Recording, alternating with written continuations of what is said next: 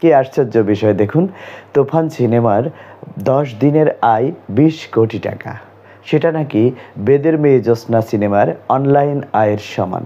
যারা এই তুলনা করছে তাদের কি মাথা ঠিক আছে?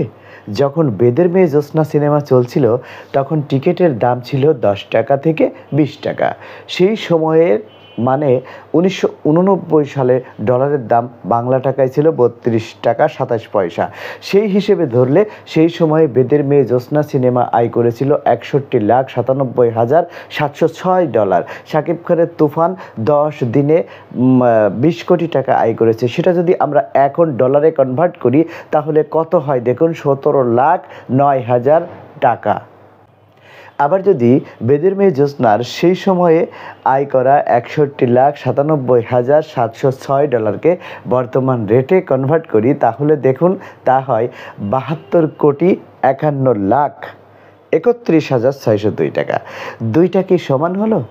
10 টাকা 20 টাকা দামের টিকিট কেটে 20 কোটি টাকা আয় করতে হলে হলে ঠিক কী পরিমাণ দর্শক সমাগম হতে হয় একটু ভাবুন তো। কথা এখানেই শেষ না। বাংলা চলচ্চিত্রে প্রসঙ্গ উঠলেই ঘুরে ফিরে বেদের মেয়ে জ্যোৎস্নার নাম চলে আসে। শাকিব খানের এমন কোনো মুভি আছে যা 10 বছর পর আলোচনায় উঠে আসে?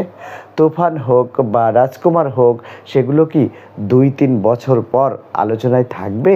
থাকবে না। সিনেপ্লেক্স আর মাল্টিপ্লেক্সে 100 টাকা থেকে 500 টাকা টিকিটের দাম রেখে এসি রুমে ঠান্ডা বাতাস দিয়ে 10 দিনে 20 কোটি টাকা আয় করে তুফানকে যারা 35 বছরের আগে রিলিজ হওয়া বেদের মেয়ে জ্যোৎস্না সিনেমার সাথে তুলনা করছে বা করে, তারা হয় অবিবেচক নয়তো অতিরিক্ত শাকিব ভক্ত। রিয়েলিটি সম্পর্কে তাদের কোনো ধারণা নেই। তারা সম্ভবত বাপের হোটেলে খায়, তাই বাস্তবতা বুঝতে পারে না। তুফান রিলিজের সময় টিকিটের দাম যদি 20 থেকে 50 টাকা হতো তাহলে যে সংখ্যক দর্শক এই তুফান সিনেমা দেখেছে সেটা কিছুটা হলেও বিবেচনায় আনা যেত। মনে রাখবেন, এসব হাজিবাজি বিষয় নিয়ে কথা বলা বা এইগুলো নিয়ে অনলাইনে সবসময় ভাইরাল হয়ে যাওয়া এটা কখনো কাম্য নয়। আমি এতক্ষণ আপনাদের যে বিষয়গুলো বললাম এটি কিন্তু আমার কথা না, এটি কবি বদরুল চৌধুরীর কথা।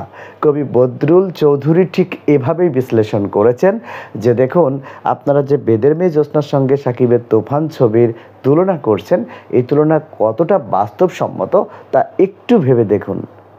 তো আশা করি ইতিমধ্যে যে সমস্ত দর্শকরা এই ভিডিওটি দেখছেন তারা বুঝতে পারছেন যে এখন যে কোনো বিষয় নিয়ে আমরা অতিরিক্ত মাতামাতি করি, সোশ্যাল মিডিয়াতে শেয়ার করি এবং সেই বিষয়টাকে আমরা ভাইরাল করে ফেলি এবং সেটাই পপুলার, সারা জীবনের রেকর্ড ভেঙে এটাই পপুলার হয়ে গেছে এটাকেই মনে করি।